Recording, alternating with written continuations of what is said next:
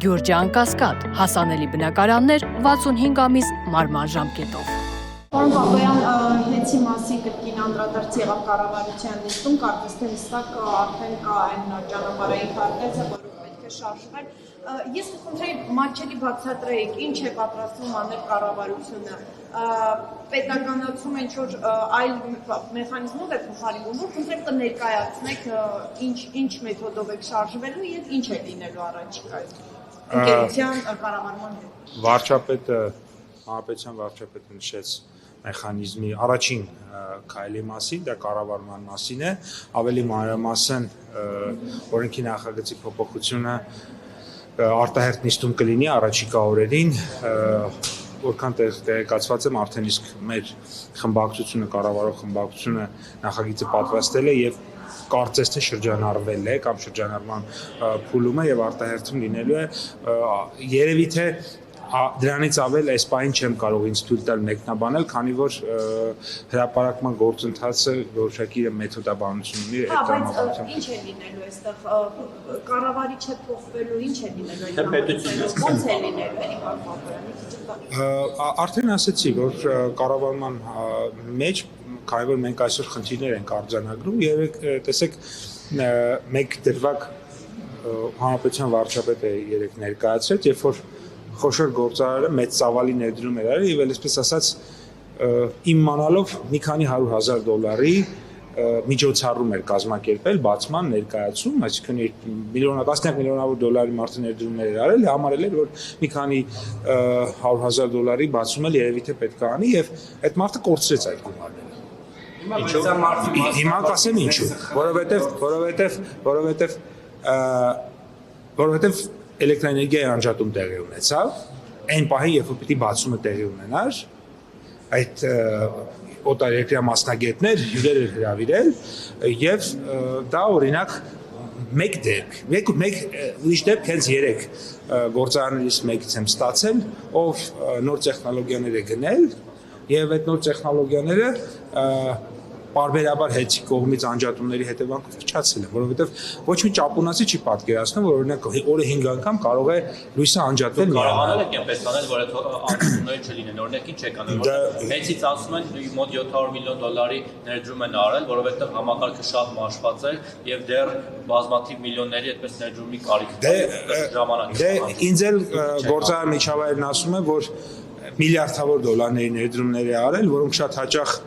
առոչինչ են դառնում, այդպիսի անպատասխան, որովհետև երբ որ դու առնում ես մի քանի միլիոն դոլարանոց սարք, հետո գալիս է որը նախատեսված չի որևէ պարագայում նրա համար, որովհետև այդ սարքը որ ճապոնացիները կամ գերմանացիները սարքում են, չեն պատկերացնում, որ օրը կարա 5 անգամ հեծը լույսերը անջատի։ Հեծը ո՞նց է։ Հեծը բանավաճիկան հարցնում եմ։ Չէ, ես պատասխանեցի ես ինքս եմ։ Շտաբում խնդրեմ մեկական հարցնամ։ Այն ամենայնիվ սա մասնավոր բիզնեսին տիրանալու փորձ չի արդյոք կառավարության պետության կողմից եւ դու կարծում եք Հայաստանը միակ երկիրն է, որտեղ օրինակ խոսանքը անջատվում է։ Հայաստանը միակ երկիրը չի վստահաբար, բայց ձեր առաջին հարցի պատասխանը միանշանակ եւ հստակ ոչ, որովհետև դուք տեսնեք եւ նախագիծը եւ մեր օրենսդրությամբ բոլոր հիմքերը սահմանված են, այսինքն այն ինչ որ տեղի կունենա,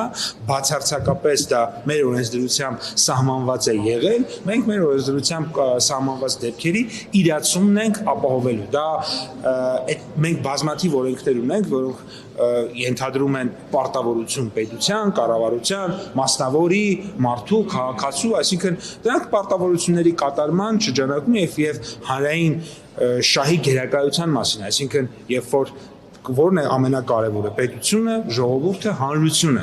եւ այդ կարևորության տրամաբանությամբ պետք է մենք շարժվենք, մենք չենք կարող մեկ մարդու շահը գերադասենք հազարավոր, 100,000-ավոր, միլիոնավոր մարդկանց շահերից։ Մենք չենք կարող մեկ մարդու ասել դու ինչ ուզես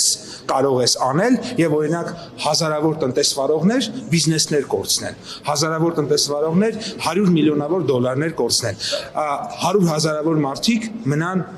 առանց լույս։ Պետական կառավարման համակարգում պարալիզացվի, որովհետեւ չգիտես ինչի, օրինակ երեք էկոնոմիկայի նախարարությունում կես ժամը մեկ ասենք իմ համար շատ անհասկանալի լույսերը անջատվում էին։ Սա լուծելու բանը, եթե պետականացվի հեծը, այդ միջոցներ ունեք, այդ առողջ հասարակագերի ներդրումների արդյունավետ որ լինեն։ Կլինի մեխանիզմ, տեսեք, կլինի մեխանիզմ ազգային ժողովում այդ բոլոր հարցերի մասին պատասխան կլինի, որովհետև երբ որ նաև մեխանիզմ է ներկայացվում փոփոխությունների համապատասխան տեղի կունենան, ես կարծում եմ նաև իսկ դուք հեծի ղեկավարությունից բացատրություն պահանջել եք կամ բարձրաբանում ինչու է իրավիճակը գուցե օպեկ։ Ես երեք հրապարակային այդ մասով արել եմ նաև գրառում, որովհետև անթույլատրելի է, երբ որ տնտեսությունը օրինակ գործարանը կարա կանգնի, գործարանները կարան կանգնեն, առևտրի կենտրոնները կարան կանգնեն եւ այլն, եւ բնականաբար կարծում եմ, որ այդ մասով աշխատանք պետք է տա։ Եթե դիմել եք Չեմ, ես ասում եմ դա երեք ես նաև այն հրապարակային եմ դրա մասին արել գրառում, ես կարծում եմ նաև ոլորտային նախարարությունը պատշաճ զբաղվում է։